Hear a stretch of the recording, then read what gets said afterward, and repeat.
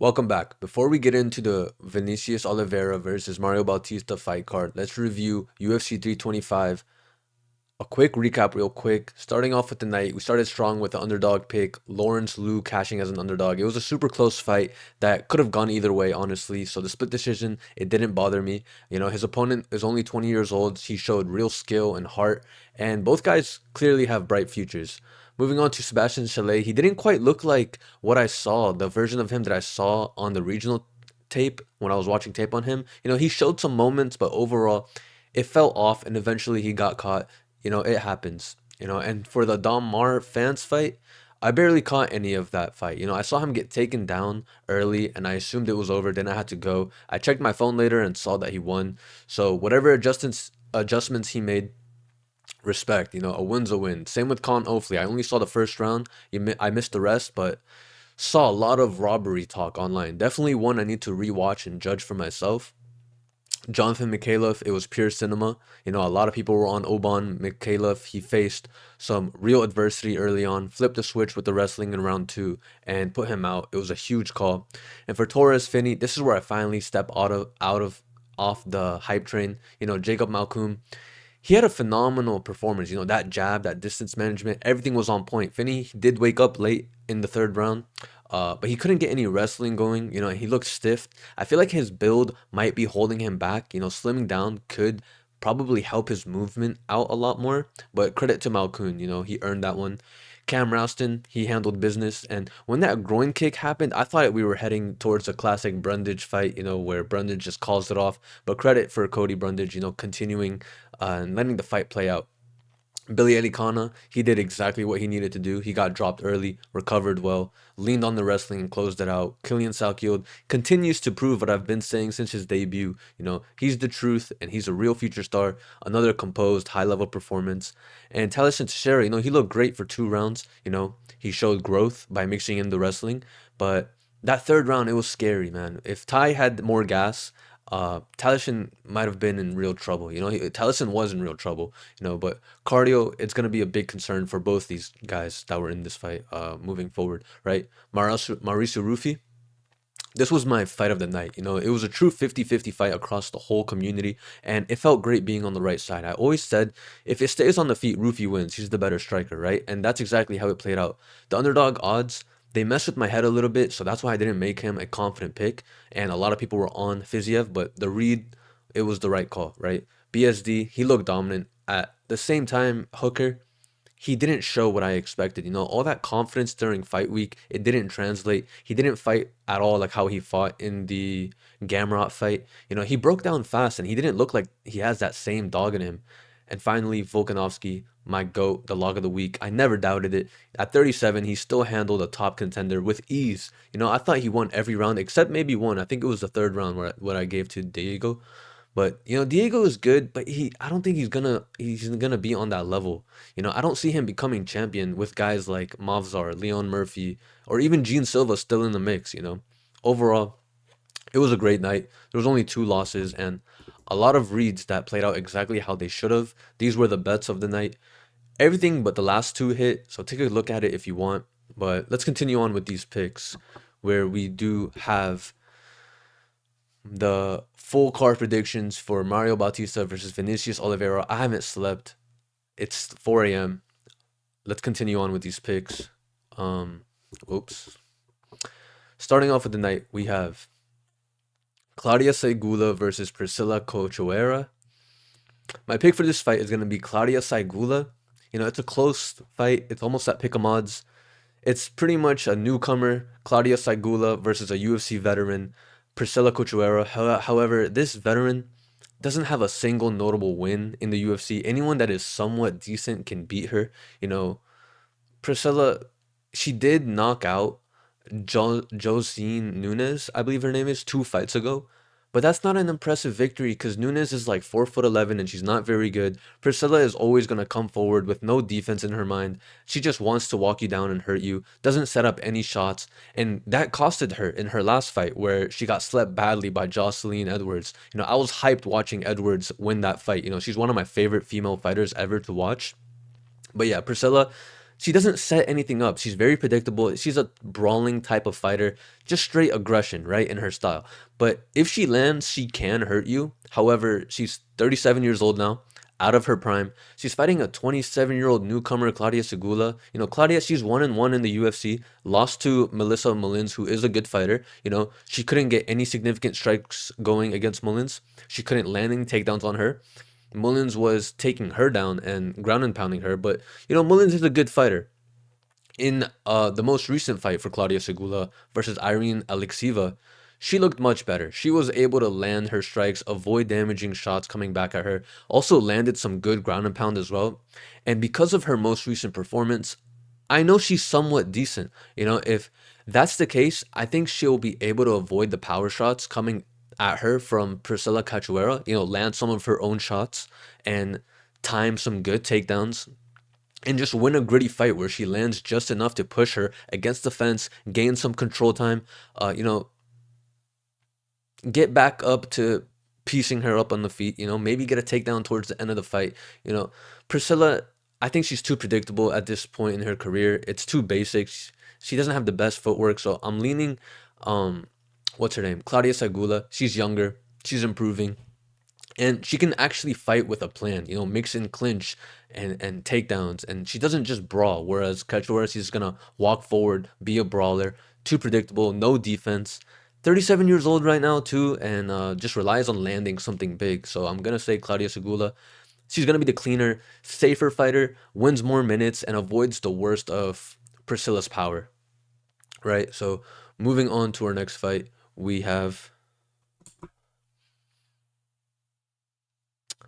Muin Gafurov versus Jacob Wiklacz.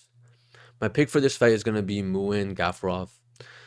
Muin Gafurov is coming off of a crazy upset victory where he was a plus 600 underdog or something like that and gave Rinya Nakamura his first ever loss. He proved a lot of people wrong that night. He showed how good of a fighter he actually is. And he outstruck Rinya. And he didn't let him get any takedowns at all in that fight. His takedown defense was looking great in that fight. Now he's fighting Jacob Wiklacz. Jacob won his debut last fight versus Patchy Mix. However, it was such a close fight. I remember thinking he could have lost that fight. I think I did think that he lost that fight. But Jacob, he did all right, landing some combinations and some body kicks on Patchy Mix. But beating Patchy Mix isn't impressive. Patchy Mix is a statue. He doesn't know how to move his head, and he's very flat-footed. I even picked Patchy Mix to lose against Mario Bautista in his debut. Because you can see Patchy Mix was always like that, even before the UFC. So Jacob having a close fight with Patchy Mix and somewhat beating him, it doesn't really impress me. And Jacob hasn't even looked that great before the UFC as well himself, right? Jacob, he's going to come into this fight, try to use the strikes to set up the takedowns, try to utilize his submission game if he gets the fight on the ground. But I think Muin's ability to keep this fight standing, along with his power advantage in the striking, should help him win this fight. Muin has great wrestling himself, and he can use to dictate where this fight takes place, right? I see Muin keeping the fight on the feet, outstriking Jacob, landing the better shots. I think Muin is going to have a higher fight IQ as well, more variety in his striking arsenal. And will be experienced enough to not get caught in any submission attempts coming his way, throughout the fight. And coming off of such an impressive victory over Rinya Nakamura, I have to favor him to get it done, over someone who just had a close fight with Patchy Mix. Gafurov just proved he can shut down a hype wrestler and win on the feet. He's confident right now and he's composed with a good fight IQ.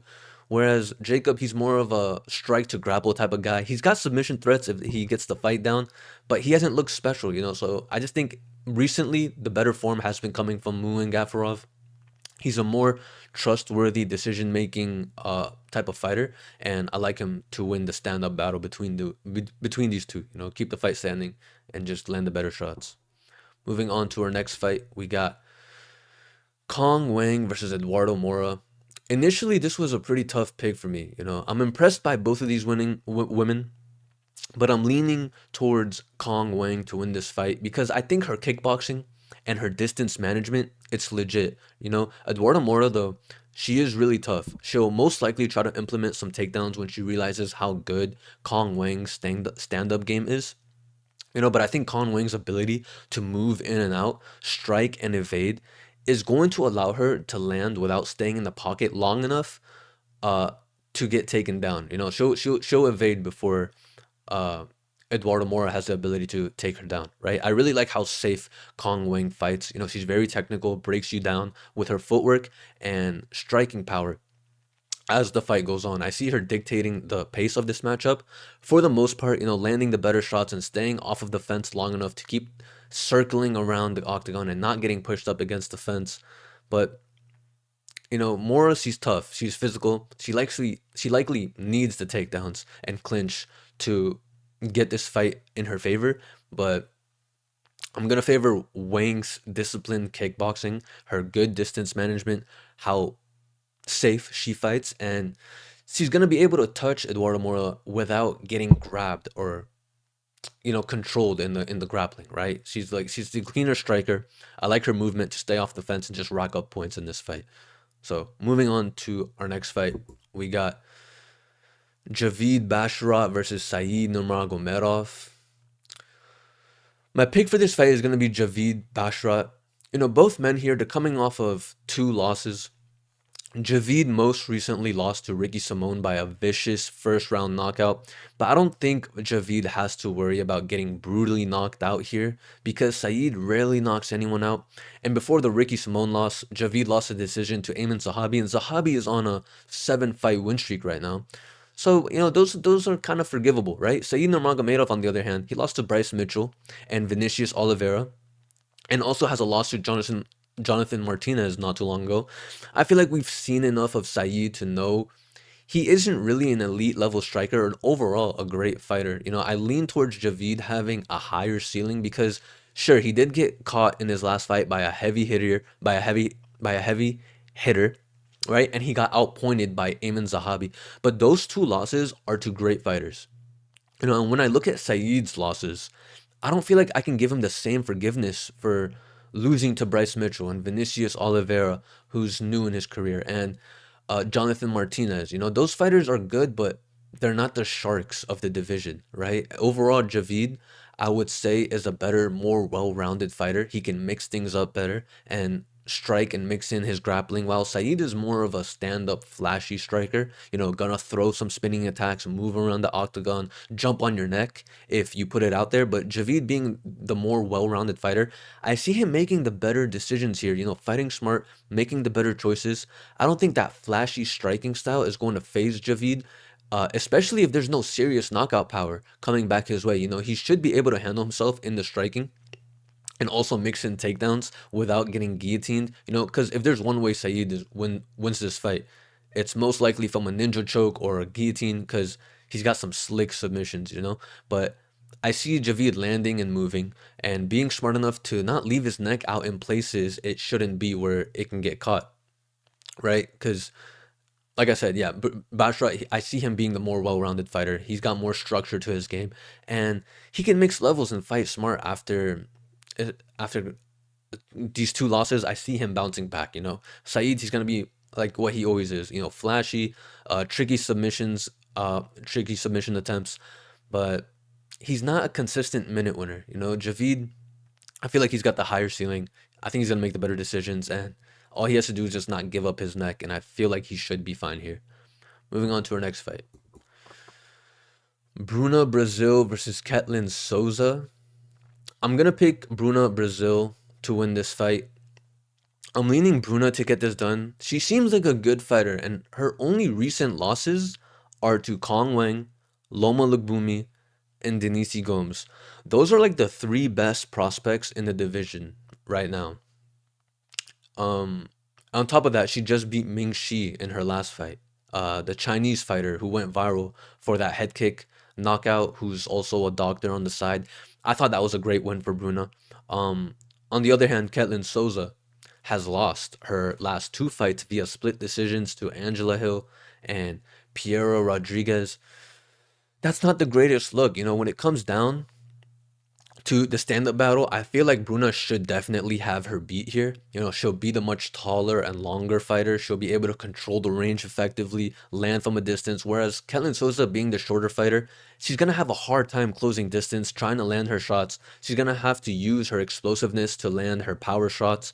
But I think the volume of Bruna is going to overwhelm her, and it'll be hard for Ketlin to even land takedowns when Bruna is landing from range and moving around the octagon, right? So that's how I see this fight going. The better, longer striker, winning this fight on points, sticking and moving, not getting backed up against the fence, and Ketlin struggling to just close the distance in order to fight in the pocket or land some of her takedowns.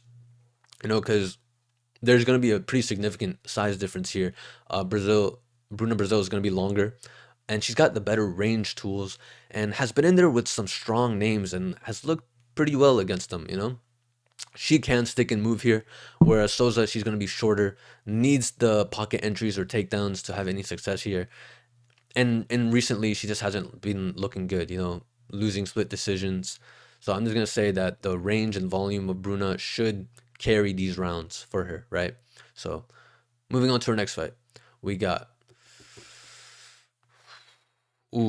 Justin Jacoby versus Julius Walker. There's no odds for this fight. I imagine Julius Walker might be the favorite, but I'm gonna lean Dustin Jacoby to win this fight.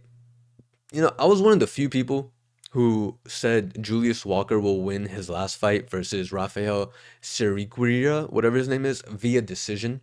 Everyone was saying he was gonna win by knockout or first round knockout because he was fighting Rafael Syriguira, who always gets knocked out in the first round. But Julius Walker, he doesn't flatline people. He strikes and shoots takedowns, right? We saw that in his debut versus Alonzo Menifield, and in his whole regional scene, career, he was taking guys down and ground and pounding them, and it was easy for him because he was fighting cans, right? But then he fought Alonzo Menifield, and Alonso, he doesn't get taken down easily, and he's a decent striker, so it became a war. And in the Julius Walker Rafael Syriguira fight, I said it would go the distance because Julius doesn't strike to flatline people, he strikes to set up takedowns. So I knew Rafael would defend, and we'd finally get to see some of Rafael striking, and it was a good back and forth war. But Rafael, he isn't UFC level, right? He got outstruck and he got taken down. Minifield, he was able to actually throw some decent offense back.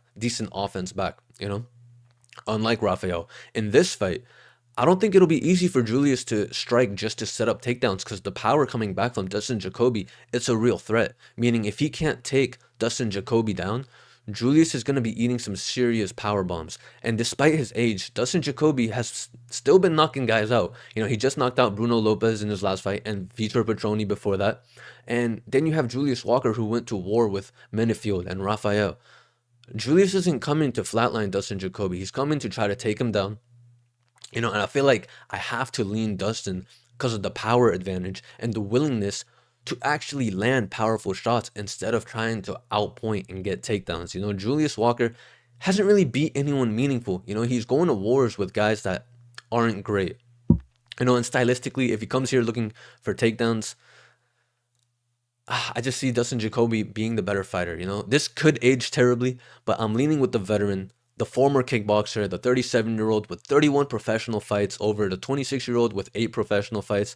And it's not just because of the experience, I think skill for skill, Dustin still has what it takes to fight a smart technical fight and land the better shots. Because yes, Walker is going to be much younger. He's going to be mixing in takedowns. But I just don't like that he's not a pure flatline type of guy. And he hasn't proven much yet. Coming up against Jacoby, who's been there and done that, veteran kickboxer, real power coming back. He's dangerous if Walker can't consistently wrestle. So I'm going to lean Dustin Jacoby to have the better power, the experience, obviously. And I just don't think Walker's style can get him punished if he's able to defend the takedowns, right? So I'm going to say Dustin Jacoby wins this fight. We'll see how that ages. Moving on to our next fight. Nikolai Veretennikov versus Jose Souza. I'm gonna pick Jose Souza to win this fight. Jose Souza is his name, I believe. Yeah. Jose Souza, he's 23 years old. He's making his debut fighting Nikolai, a 36-year-old out of prime fighter who's 1-3 in the UFC. I've seen enough of Nikolai to know he's just not good. He's just super average. Nothing really special about him. Excuse me. Um, yeah, nothing really special about him. Whereas Jose Souza, making his debut at 23, it's a big opportunity for him. 23 might still be super young, coming up against a veteran, but he'll be 3 inches taller, seems super dangerous on the feet. He's composed, he doesn't rush his attacks. He's got fast instincts as well. And he's just a dog, he never accepts a bad position. 6 knockouts so far in his UFC or in his career. And I think he has what it takes to be a journeyman in the UFC. Not even a journeyman. I'm sure Nikolai, he's gonna get cut in the near future. And like I said, Jose Souza, he's long, gonna strike from a distance. The only way I see Nikolai winning is if he closes the distance and lands takedowns. But he's still so average. I can't count on him on doing that. So I'll favor Jose to land the better shots from the outside and spends more time defending takedowns and on the feet just dogging it out instead of being on his back, right? Because, yeah, he is 23. He's still super young and new, but he's going to be long. He's composed for his age and he's got some real upside and a knockout threat. Whereas Veretennikov, out of his prime, 1-3 in the UFC, looks super average every time. And he likely needs to wrestle to survive. So I'm going to say Jose being younger, he's going to be sharper, and he should land cleaner from range. Moving on to our next fight, where we got the matchup between Daniel Donchenko versus Alex Morono. Oh, I'm gonna pick Daniel Donchenko, of course. Yeah, this should be a pretty straightforward fight. Daniel just made his debut not too long ago. He looked super sharp. He looked like an absolute assassin. He got a first round knockout victory. And coming up against an aging, washed Alex Morono, this just feels like such a mismatch. Morono is on a 3 fight losing streak, losing to guys like Nico Price and Daniel Rodriguez, and most recently losing by first round knockout to Carlos Leal. On top of that, there's an 11-year age difference. And at 24 years old, with the momentum he's on and the youth and speed and hunger on his side, I have to favor Daniel to get another quick finish here and hopefully retire Alex Morono. Alex looked so sloppy and slow in his last fight. I don't think he should be fighting. There's not a single chance where he can win this fight versus Danielle. And the only way I see Alex winning this fight is if he just grinds on Danielle for the majority of the fight, pushes him up against the cage, weather an early explosive storm from Daniel. Get him in the clinch and try to dirty box. But like I said, Daniel, he's gonna be way too explosive and he'll be much faster everywhere the fight goes. I see Daniel getting him out of there quickly and with non-stop high damaging shots. Morono's durability, it's fading. His speed is fading. And Daniel will be much fresher in there. This fight, it shouldn't be close. Daniel, he's too young. He's too fast. And he looked like an assassin in his debut. Morono, he's aging. He's got a 3 fight losing streak. He just looks sloppy and slow. His durability is fading. So this just feels like mismatch vibes. Daniel Donchenko, he'll likely find the finish here. And this should be a pretty straightforward fight to call. Um, Whereas this fight, Farid Basharat, Jean Matsumoto, this should be closer, but I'm gonna lean Farid Basharat to win this fight. As good as Jean Matsumoto is, I just think Farid Basharat is the full package. I think Farid is a smart fighter who makes great decisions. He's super fast, very well rounded, and he can manage distance really nicely and also mix in takedowns smoothly as well. Matsumoto shines mostly with his Muay Thai, and as good as his striking is, I think Farid is sharper and more accurate, more faster, and will land more volume. And on top of that, he'll be mixing in takedowns. Matsumoto is going to be stepping on the gas pedal as soon as the fight starts. He puts up a high pace. He comes forward, throwing everything at his opponent. But I think Farid, he has the ability to slow the pace down and fight at his own rhythm. Land shots when Gene steps into his range. And on top of that, Farid will be the bigger guy in there by 2 inches. Farid, he's been dominating guys 14-0. Matsumoto has been going to split decisions against guys that Farid would likely dominate, right? I have to favor Farid's speed and accuracy here and his well-rounded game to land the better shots and control the pace of this fight. He's the type of guy to beat contenders at their own game just to prove how good he is. He's truly a fearless fighter. He like I said, the full package. He's fast, he's accurate, mixes takedowns smoothly, fights at his own rhythm. Whereas Gene Matsumoto, yes, he's got that Muay Thai pressure. He puts up a high pace, but it can be managed by a calm technician like Farid Basharat. So I'm gonna say that the speed of Basharat, how well he smoothly mixes in his takedowns, and just his overall better game, it will help him win this fight. Moving on to our next fight, Michael Oleksiejczuk versus Marc-Andre Barriault. I'm gonna pick Michael Oleksiejczuk to win this fight here. Both guys here, they're gonna come in and strike. Someone's going to sleep in this matchup, and I'm gonna say it's Marc-Andre Barriault going to sleep. Marc-Andre, he's pretty chinny, and he's getting up there in age, and he's been brutally knocked out in three times now in the UFC. I think his chin is gone, especially coming up against a heavy hitter in like this matchup. He did land some nice shots in his last fight versus Shara Bullet, but still, his chin is suspect. Michael, on the other hand, he's never been knocked out in the UFC. He does have a TKO loss back in 2014. But other than that, he's usually the one landing the knockout shots. Michael will also be 5 years younger than Marc-Andre Barriault, and he's looked good recently. 2 first-round knockouts back-to-back over Cedricus Dumas and Gerald Meerschaert. Obviously not the greatest fighters, but still, if this is a firefight and both guys are swinging, I have to favor the speed and durability of Michael over someone like Marc-Andre, who has had his chin tested before, and he's getting up there in age. So overall, I think there's going to be a speed and durability difference that favors Michael here.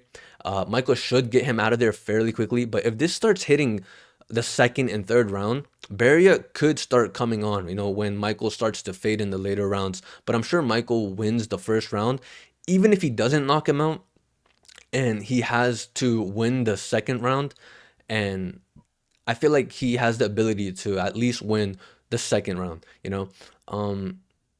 and then he just has to survive the third round to win the fight. I'm banking on Michael to win in the first round, but if not, it's still more likely that he can win this fight overall, because he's gonna be faster, especially early on, coming into this matchup with momentum, and he's willing to trade shots. He's not gonna fight safe. He's gonna put himself out there, and putting himself out there against a guy like Marc-Andre Barriault, who's chinny, whose chin has been cracked repeatedly, and he's aging.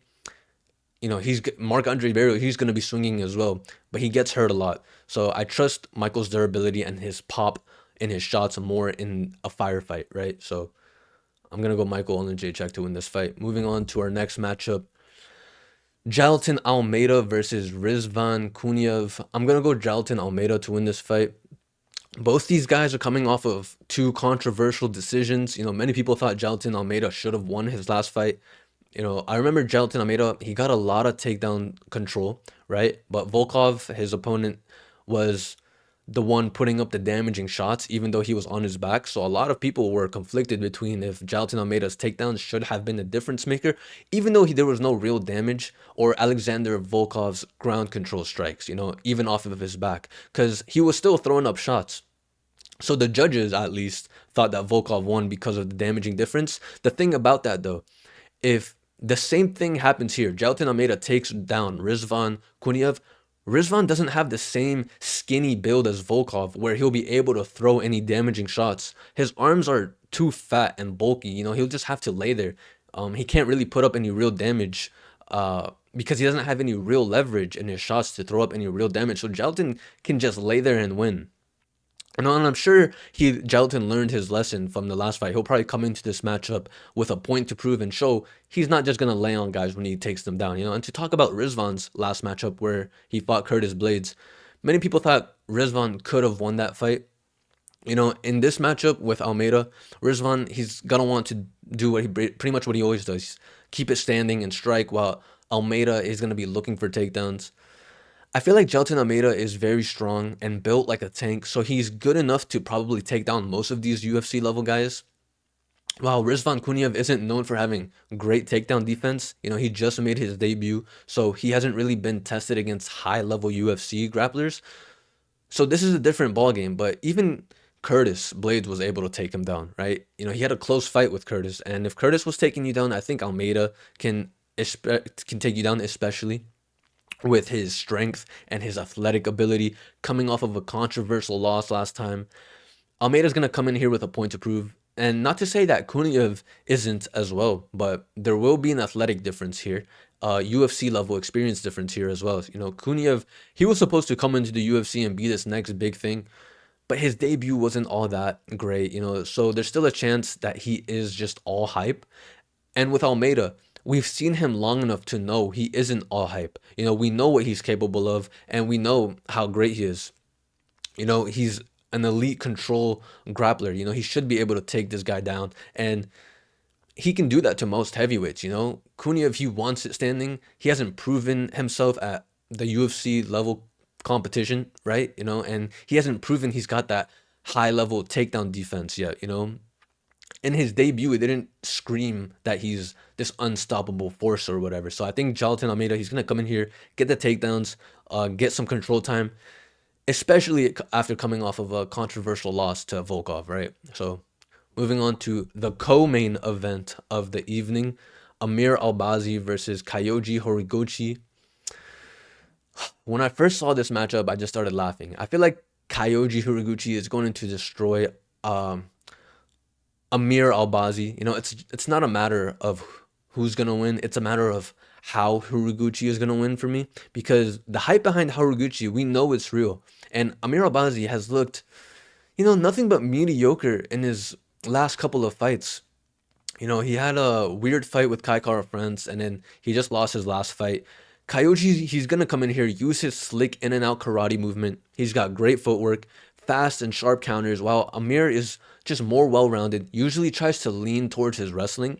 And I see Kyoji keeping it standing and moving around the octagon, never being a stationary target, outpointing Amir, using his speed advantage, while Amir struggles to get this fight on the ground. A lot of people have been praising Horiguchi ever since he came back into the UFC. This is his second run, and the first one, he had 7 wins and 1 loss, and his only loss was to Demetrius Johnson, the GOAT of MMA, right? And now he made his debut again, and he just beat Tagir Ulanbekov as a big underdog.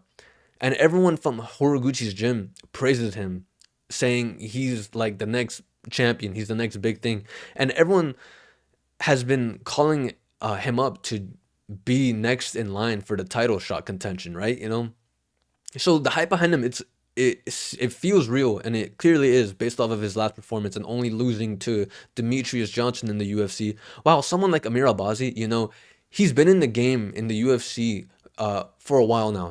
He's lost against these high level guys. He's been around long enough for us to know that he's not going to win the title anytime soon or fight for the title. He's having close fights with these guys that aren't champions anymore. I feel like Horiguchi should dominate this matchup. So I see Kyoji just being faster and more accurate in the striking and not getting taken down because he uses his footwork really well. Horiguchi's gonna be much faster in there. He's gonna be much cleaner. He's got the elite movement with sharp counters, and he's just hard to get a hold of. While Albazi, he's well-rounded, but he's just looked mediocre lately, in my opinion. He needs wrestling to have any sort of success, and he's been struggling to do that.